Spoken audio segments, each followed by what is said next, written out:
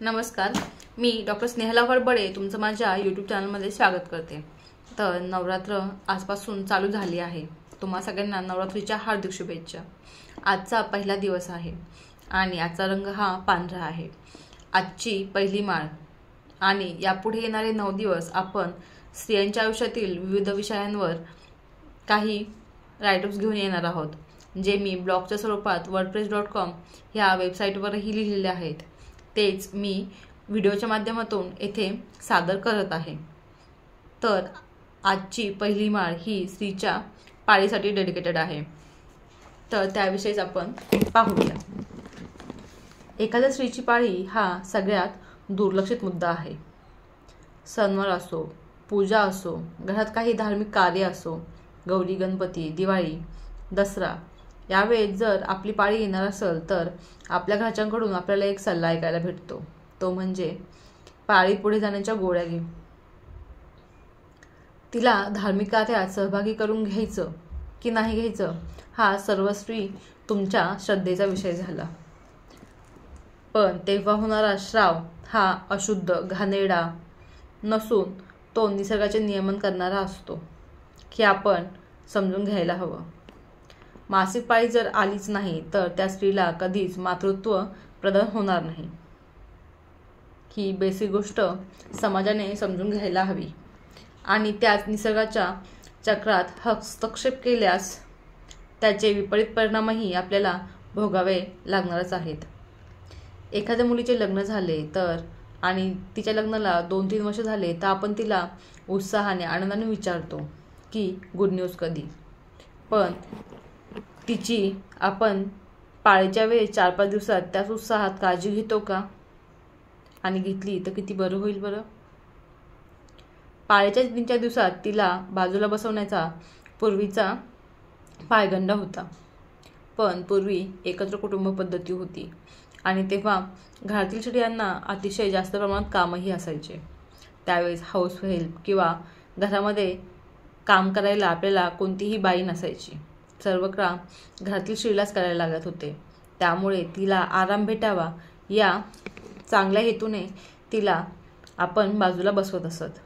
पण आता 21व्या शतकात हे शक्य नाही, कारण आजकाल 70 ते 80% बायका ह्या वर्किंग वुमन आहेत आणि प्रत्येक वेळी 4 ते 5 दिवसाची सुट्टी भेटणं हे प्रॅक्टिकली इम्पॉसिबल आहे। पण आपण त्या 4 दिवसात तरीही तिची काळजी घेऊ शकतो। कुटुंबाने तिची काळजी घ्यायला काय हरकत आहे? मासिक रजस्राव चालू असताना तिला मानसिक आधाराची सगळ्यात जास्त गरज असते। हेवी फ्लो असेल तेव्हा अशक्तपणा, अंग दुखणे, कंबर दुखणे, ओटीपोटात दुखणे ह्या काही सिम्पटम्स किंवा समस्यांना ती लढत असते। अशा वेळी तिची काळजी घ्यायची सोडून तिला आपुलकीने विचारायचं सोडून आम्ही काय सोसलं नाही का, किंवा झाली हिची नाटकं सुरू, आम्हाला काय त्रास झाला नाही का, अशा गोष्टी तिला घरातील इतर स्त्रियांकडून ऐकवल्या जातात।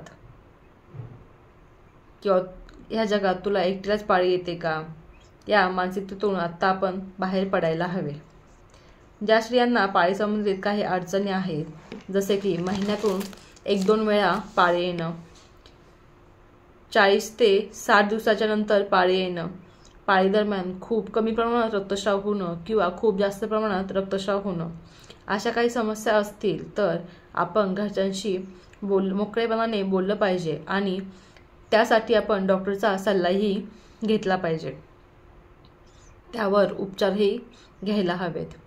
ज्या स्त्रियांची पाळी नियमित आहे, श्राव एकदम प्राकृत आहे आणि तिच्या गर्भाशयाची स्थिती एकदम छान आहे, जिने बाळाला जन्म दिला आहे आणि त्या बाळात कोणत्याही प्रकारचं व्यंग नाही, अशा स्त्रीचे खरं तर त्या कुटुंबाने आभार मानायला हवेत।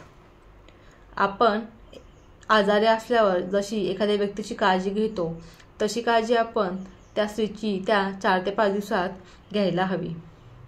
आपल्याला काही जखम झाली किंवा आपल्या शरीराच्या एखाद्या भागाला लागलं आणि तिथून रक्तस्राव झाला तर आपल्याला किती प्रमाणात दुखतं हे आपल्यालाही माहीत असतं।